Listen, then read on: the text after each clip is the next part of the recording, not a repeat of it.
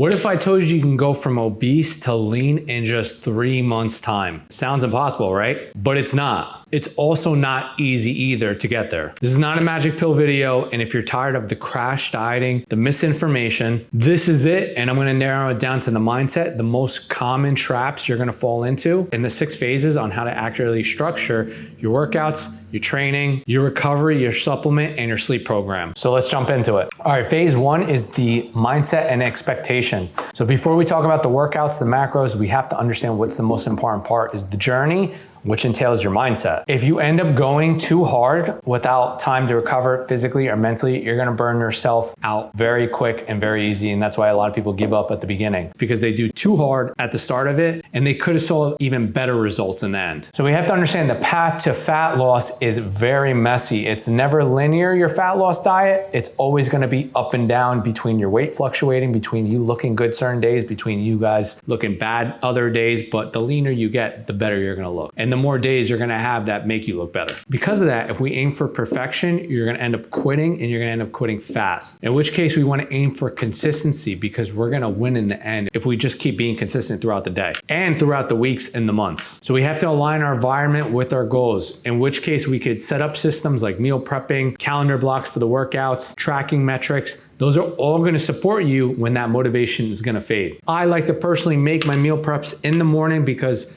they're fresh. I get to pick whatever I want. If I want chicken, turkey, salmon for dinner, I choose, make it in the morning, and then everything's accounted for later on in the day. Personal expectation is really not to have any foods that will throw you off within close range. So those little cabinets, the drawers, the fridge, all those ultra processed snacks that you crave, like if you're a chocolate lover and you crave that, do not put that anywhere near you within sight. And tell your spouses and your family members to do the same. In which case too, a mindset that's very important to have is we have to reframe setbacks because every plateau is basically a chance to reassess and dial in your progress. Don't hate the fact that you stalled out in weight, because that gives you the opportunity to figure out what you did was wrong and how to perfect it and do better and make it easier on yourself next time. Key mindset shifts. You won't be perfect, but you must be relentless. This process is gonna test your identity, but you're also gonna build the identity of someone who doesn't quit, which is very important because if you quit now, you're gonna end up quitting every single time you do something new. And when that motivation you have starts to fade,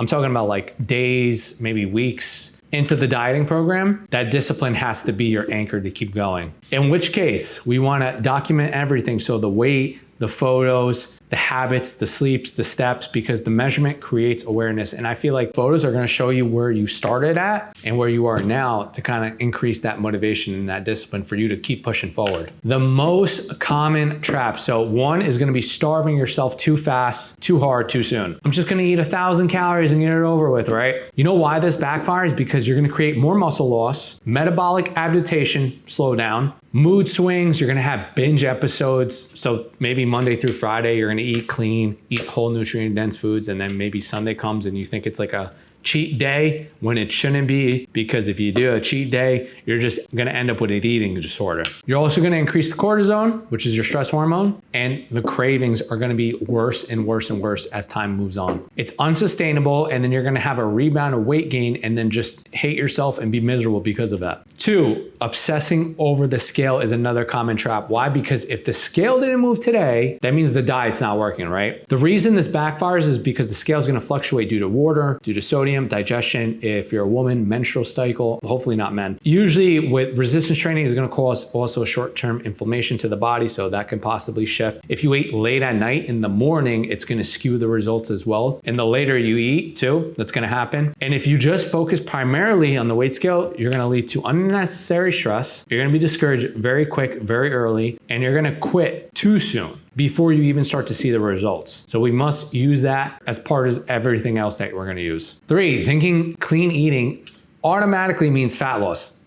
You know, like I eat clean, why am I not losing weight? The reason this backfires is because calories still matter, even from healthy foods. So even if you eat a lot of nuts, avocados, and smoothies, you can easily overconsume in calories for nuts and avocados, especially because they're fats and fats are calorically more dense. Just like a handful of nuts has probably about 200 to 300 calories. And if you have like half the bag, that's probably half of your day's worth uncut. People often overeat clean foods and you don't even realize it. So what to do instead? We could track the calories or the portion sizes or both. You need that clean food to help with your performance in the gym. Like 80 to 90% of your food should be clean, whole, nutrient-dense foods, but the quantity is also still going to rule the fat loss based on the first laws of thermodynamics. That's why it's important to have that balance. Cutting out entire food groups, the carbs, the fats, and I'm talking about everything. No carbs ever again, right? That you think it's going to work? I've been stuck in the same situation. The reason why this backfires is because one, you're going to create a lot of food fear, cravings, and low energy, especially when you drop your carbohydrates too low. It's going to be unsustainable long-term. It's going to lead you to yo-yo dieting and realizing why this diet doesn't work. The most important reason is carbs are important for performance and recovery. So any type of high to moderate intensity workout that you do, your body's going to utilize those carbohydrates as your most preferred energy source. What to do instead? We keep carbs in, just prioritize whole sources. So like brown, basmati rice, potatoes, fruit, like bananas, blueberries, all berries are amazing, apples, utilize that. You can still lose fat with carbs. Same idea applies to fat. You need enough fats to help regulate your hormone production, to your testosterone and your estrogen. If not, you're gonna feel like crap, you're gonna look like crap. Doing endless cardio instead of building muscle. More treadmill equals more fat loss, right? It makes sense because you're sweating so much, so you're burning so many calories. The reason this backfires is because you do too much cardio without strength training, you're gonna burn through that muscle and those energy reserves you have. Less muscle equals a slower metabolism. And not only that, you're also gonna get smaller. You're not gonna get leaner. So when people see you, they're just gonna ask you, what happened to you? Are you sick? Those are probably some of the worst compliments you're ever gonna get in your life. Not that you look lean, not that you can see your vascularity, that you just look smaller than you were. So what to do instead? You're gonna lift 3 to 5 times a week. Use cardio as a tool, not the main engine though. Diet is really 80 to 90% of how you're gonna look. Resistance training comes hugely into play, and then cardio too helps as well. Not sleeping enough. A lot of people do this. I'll sleep when I'm shredded or I'll sleep when I'm dead, right? You know why this backfires? Because poor sleep is going to disrupt your hunger hormones like the ghrelin, the leptin levels. It's going to increase your cravings the next day, and that's going to be the most miserable time for you because now everything in sight looks amazing. You're probably going to have like the weirdest food cravings, so you're probably going to end up mixing like celery with like honey mustard, or you're going to start downing the ranch bottles down for no reason. This is going to lower your recovery and your performance. You're going to elevate the cortisol levels. You're going to encourage fat storage, especially around the belly fat, which is not what we want. What to do instead? We're going to sleep 7 to 9 hours consistently because that's your secret fat loss weapon. And the next day, having enough sleep is going to increase your lifts probably in the gym, regulate your testosterone and your IGF, and you keep messing up your sleep and you keep losing like an hour's sleep every single week, it's going to affect your progress sooner or later. Not tracking intake honestly. So I don't track, right? But I'm sure I'm in a deficit. The reason why this backfires is because people underestimate their intake anywhere from 20 to 50%. So those small bites, those licks, those sips all add up, especially when you go out to eat with family, friends on the weekends. You don't realize this, but that extra drink, especially if it's alcohol, it's gonna definitely deter you from burning fat. If you have that extra appetizer, you don't realize how calorically dense that maybe one piece of bite or that one small hors d'oeuvre is, they all add up eventually at the end of the week. And that progress is gonna stall even though you think you're just clean eating or eating clean. Because of those licks, those bites, they're all gonna add up. So what to do instead? Well, you could track for a few weeks with a food scale, use apps like MyFitnessPal, wish I was sponsored, learn your portions and stay consistent. Expecting instant results. So it's been 3 weeks, right? That's like the kicker on most people. Where are my abs? The reason why this backfires is because fat loss takes time, especially in the stubborn areas like the belly fat. Usually those are realistically the last to go for most people. Unrealistic expectations equals more frustration, and it's just gonna end up you quitting very early, very soon. What to do instead? We need to think months, not weeks ahead. So belly fat often drops last because majority of the time it's subcutaneous and visceral fat,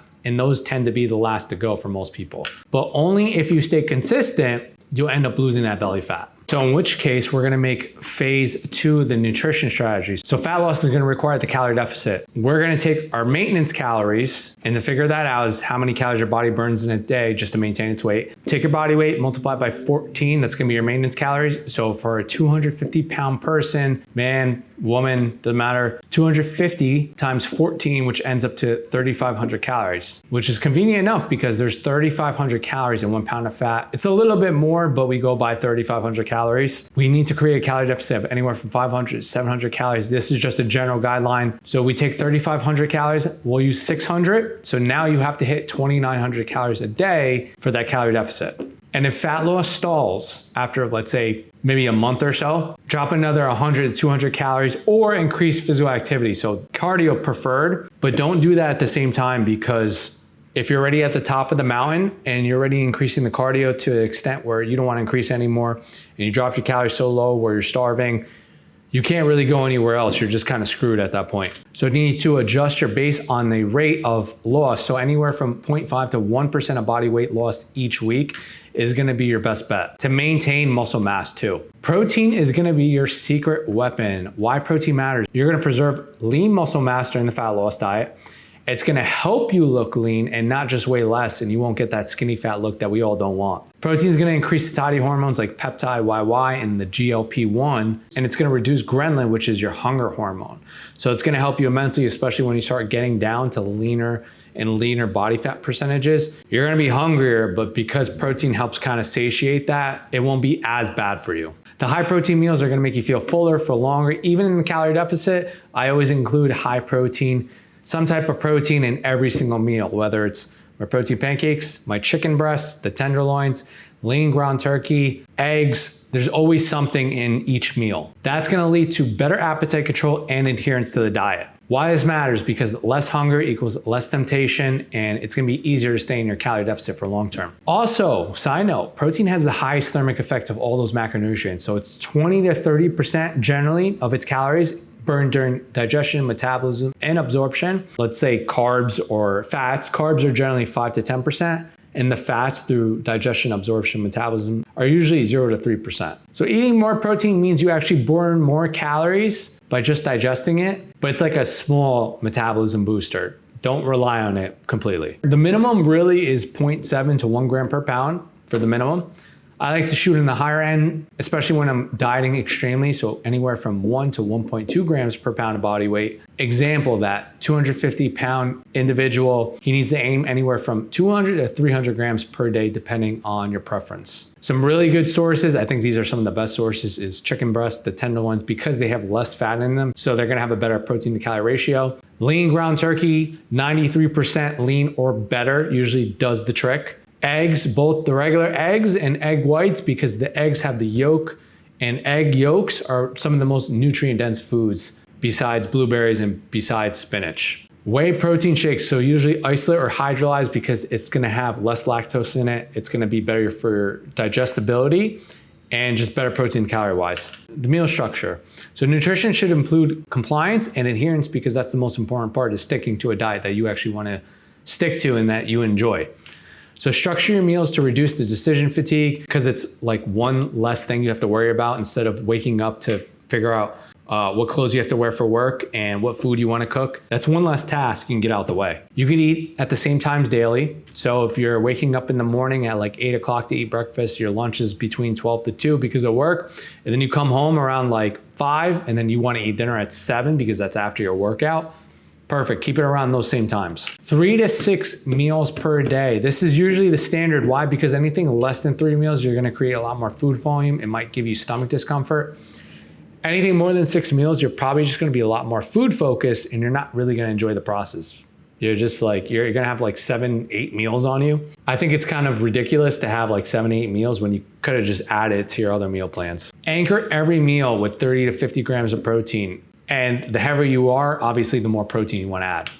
High volume, low calorie foods include, because those are going to help you the most too. So spinach, broccoli, cauliflower, rice, it's going to fill you up, going to fill up your stomach along with the protein as well. And because those specific vegetables have fiber in it, fiber and protein are the best for a satiating effect. So we could say like a sample meal plan, right? So we have 6 ounces of grilled chicken that's weighed raw, 1 cup of broccoli, everything is weighed in grams, 1 cup roasted carrots, half a cup quinoa weighed raw in grams, 1 tablespoon of olive oil drizzled, because Remember, olive oil is very calorie dense, so you gotta be careful. The training protocol, this is literally the easiest thing. Diet is the hardest part. The training protocol should be the easiest thing for you. So we're gonna establish consistency and avoid injury, especially when we're dieting, because we're not gonna be able to push as much weight towards the end because we're gonna be probably losing some strength. We don't wanna lose a lot of strength.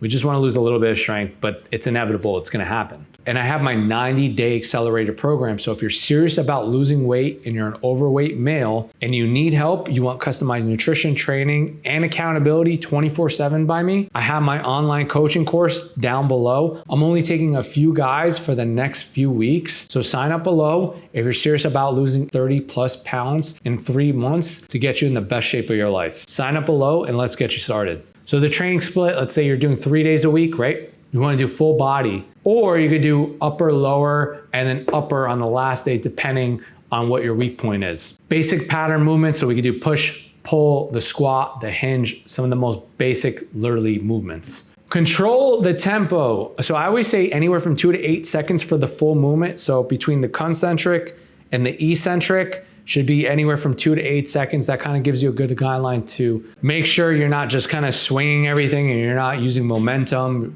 You're using good technique, good form, and you're less prone to injury because of it. Cardio sessions. We still want to include cardio for cardiovascular health. And because sometimes cardio, if you start to notice this, generally the more cardio you do, the more endomorphins, the more dopamine, the more serotonin, all those chemical reactions in your brain start to kick in. Sometimes I might do cardio a little bit before and then end it with a little bit more cardio at the end just to kind of increase the brain benefits of it. But cardio is usually included. 2 sessions a week, let's say 30 to 40 minutes of low intensity, brisk walk.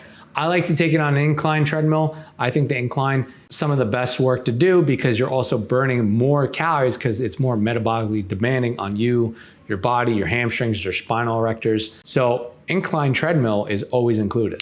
A sample day for your workout could be hack squats. You're doing push-ups. With knees are elevated, I would always just do regular push-ups. The dumbbell rows, RDLs with dumbbells, and then for core, crunches. That could be your sample for your Monday. Now we're hitting in between weeks 5 to 8. This is the hypertrophy priority, right? So why train for muscle growth during a fat loss? Because you're gonna have lean muscle mass, you're gonna have a higher metabolism, and you're gonna improve your physique as the fat comes off. So you're not gonna get that skinny fat look. The training split, if you're doing 4 times a week, we could do upper lower on Monday and Tuesday, take a break on Wednesday, or if you wanna use Wednesday as a cardio day, you can use that too. And then Thursday and Friday, upper and lower. You can also use push-pull legs. And then on that 4th day, whatever your weakest point is, if you're lacking in your chest, do push again. Focus on progressive overload. So log it, use the tracking apps, every workout so you know what to beat next time for reps, for weight predominantly, and then add sets maybe like a month or 2 later. Prioritize those compound lifts first, so the squats, the RDLs, the bench, the pull-ups, the rows, because they're gonna be a lot more physically demanding on your body.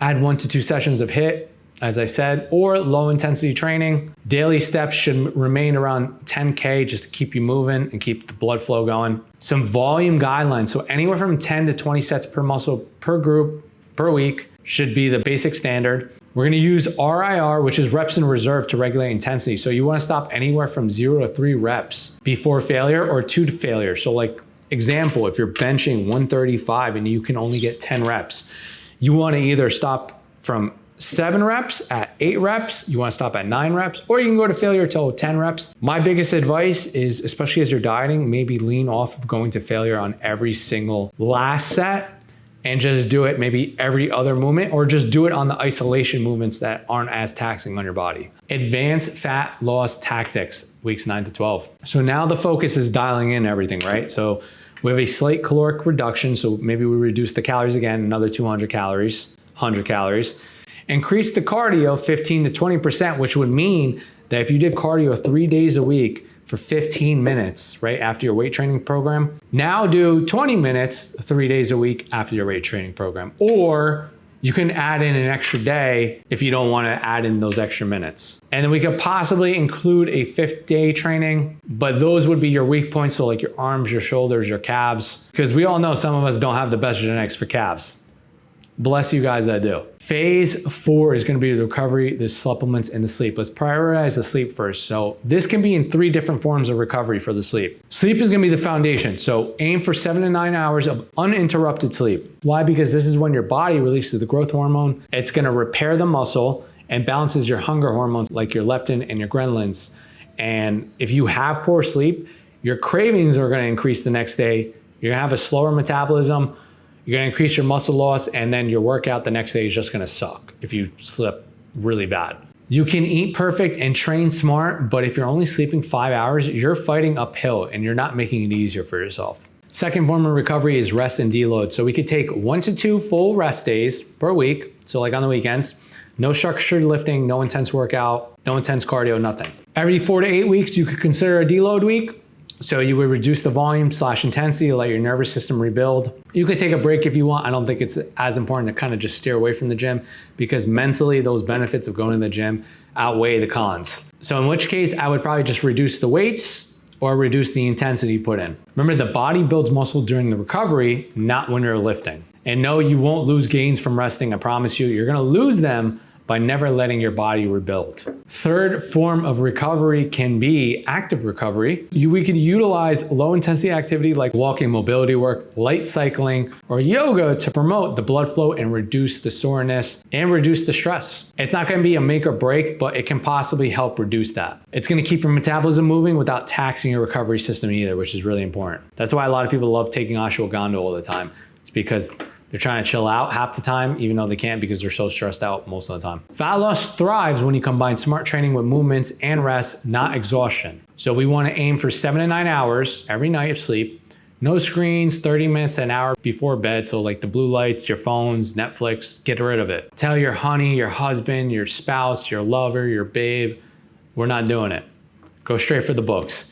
You want to sleep in a cool, dark room, and that's going to be your best bet. Phase 5, we want to incorporate the worthy supplements and not the useless ones. So whey protein is going to matter because it's going to help with muscle growth because fast digesting. It's high in leucine. Leucine is the key amino acid that's going to trigger the muscle protein synthesis. This is why a lot of people hate on plant protein because it doesn't have that amino acid leucine in it. It's going to keep you full during those carb cravings. It's going to help preserve muscle during the calorie deficit as well. Speed up recovery by delivering those amino acids quickly post-workout, especially if you're having it pre or post-workout. I know a lot of people like to skip having some type of meal in the morning, especially if they're going straight to the gym. At least have some type of whey protein shake. The convenience, it's easy, it's a low calorie way to hit your daily protein intake goals, and it's great for busy schedules. So like I said prior, if you're waking up early in the morning to hit the gym and you're not the biggest fan of having any type of meal in your body, a protein shake, just sip it on your way to the gym, sip it before the gym, have time to digest, take your pre-workout, take your coffee. You're not gonna hopefully end up using your muscle as energy reserves for your workout. And then look for a weight isolate or hydrolyze if you want lower carbs, fat, or are lactose sensitive because those are gonna be your best bets. And always speak to your local doctor and dietitian. Creatine, why does this matter? Because this is gonna boost the ADP into converting to ATP, which is the energy your body's gonna utilize to lift heavier and push more reps. And you're gonna end up increasing more hypertrophy. Now, it's not gonna be like a huge, I noticed a big difference. It's gonna be like a small minimal impact. So let's take the bench again. You're benching 135 for 10 reps this week. Now next week, because you've been so consistent with the creatine, maybe for 2-3 weeks down the road, now you can start benching 135 for maybe 13 or 14 reps. It's gonna make a difference. It's gonna be small, but it's gonna make a difference. It's gonna speed up recovery and reduce muscle damage post-workout as well. Brain health, it's gonna support cognitive function, memory, and may protect against neurological decline. There's been a lot of research that's been coming out with creatine and the benefits of neurologically. It's really one of the most researched supplements in the fitness industry to this day. It's gonna pull water in the muscle cells, which is gonna increase the fullness and trigger growth signals. A lot of myths was that this would blow you, but creatine, what it does is actually creates an intracellular environment. So all that water that you get that you think it's bloating, it's actually in your muscle cells. 5 grams daily, anytime, with or without food, doesn't matter, and you don't need to cycle it. Creatine monohydrate is the most researched and effective form to use. Everything else is either a creatine monohydrate form or just more expensive or it's useless. Omega-3, so omega-3s can enhance muscle protein synthesis, but there's no more human control trials that's needed to provide this. Especially when you combine it with resistance training and protein intake, it's gonna help improve insulin sensitivity and metabolic rate, so helping your body burn more fat efficiently. It's gonna reduce muscle soreness and inflammation. So that's gonna help speed up recovery in between the workouts, lubricate your joints and reduce stiffness. Heart and brain, it could possibly lower triglycerides, improve heart health, and support cognitive function and mood. Possible outcomes are more needed on human control trials, but this is a staple for sure. Without a doubt, fish oil is always important. Aim for anywhere from 2,000 to 3,000 milligrams of EPA and DHA daily from the fish oil. Vitamin D3, this is specifically really important. This is gonna help activate the receptors in your muscle cells, support the strength, the recovery, and hypertrophy. Low levels generally mean weaker gains and slower recovery with vitamin D. Hormones is gonna help maintain healthy testosterone, support an anabolic environment for you. Vitamin D can also boost calcium absorption to strengthen the bones. It's key for lifting and injury prevention, without a doubt. With usually vitamin D3 specifically, if you live in the northern altitudes, if you're always indoors, if you have darker skin, this becomes a little bit more important for you. Blood levels with vitamin D should generally be around 30 to 50 nanograms per milliliter. Supplementation, I generally have 5,000 IUs every single day, which gets me to that blood level range or a little bit higher. Aim for anywhere from 1,000 to 4,000 and just make sure you always check your blood levels first. And it's best absorbed with some type of fat containing meal. So I'll have this in the morning with my fish oils, with my eggs. Caffeine, everyone's favorite, caffeine. So this is gonna increase the focus, the energy, and the strength. Strength to a certain degree, it's really more so the focus and the energy. You're gonna end up training harder and for longer. It's gonna improve the stamina in both cardio and resistance training as well. Caffeine can help increase the alertness, the move, and the cognitive function. Temporarily, possibly reduce hunger and help with diet adherence as well.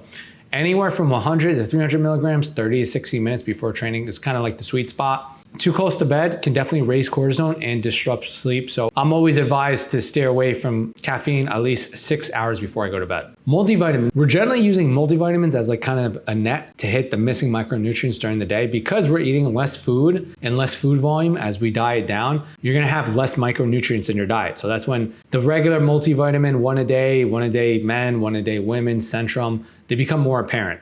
But understand that supplements are just 5% of the game. Nail the other 95% first and you're gonna win every single time. So let's talk about phase 6, the realistic results. So what can you expect in 12 weeks realistically? So for fat loss, let's say we lose anywhere from 1.5 to 2.5 pounds per week. So that means you're netting anywhere from 18 to 30 pounds of net loss the entire time. But imagine if you lost up to 30 pounds, like 30 pounds of just primarily fat, that's a huge difference. And sometimes you'll end up too building muscle at the same rate because usually with overweight individuals, you can tend to get away with building muscle and losing fat at the same time because you have a lot more fat energy reserves to utilize during the workout. Waist, we could try to implement to lose anywhere from 1 inch every 2 to 3 weeks, 3 to 4 weeks, because waist circumference is a pretty good indicator whether we're losing fat or not. Strength, hopefully a 10 to 25% increase in major lifts. So we're talking about the squat, the bench, the pull-ups, the push-ups if you're doing them weighted. Your energy is gonna be way better. So you're gonna have better sleep, better digestion, better mood, and then it's gonna affect the other people throughout the day because you're gonna be so happy, it's gonna have a reflection on them too. Your appearance, so generally you're gonna have a tighter waist, better posture, your jawline is gonna be probably more defined if anything, and you're just gonna overall feel better. The tip is track both the scale and the non-scale for those wins. So if your clothes start fitting better, the fabric tape to measure your waist circumference, you're getting the best one, the compliments from others. So from people you haven't seen in years, friends, family, they're complimenting you, saying you look lean, you look great. Those are the best ways to really recognize whether you're doing everything right or not. The mood, the confidence, libido, that's all gonna go up. We want progress, we don't want perfection. That's the biggest key. Generally with photos and looking at yourself in the mirror, you can always dictate whether you think you look better by just the visual eye. To conclude, there's no fad diets, there's no starvation. It's just a science-based roadmap that prioritizes fat loss, muscle retention, and habit building. We put it all together and you just don't get lean for this program. You become a different person.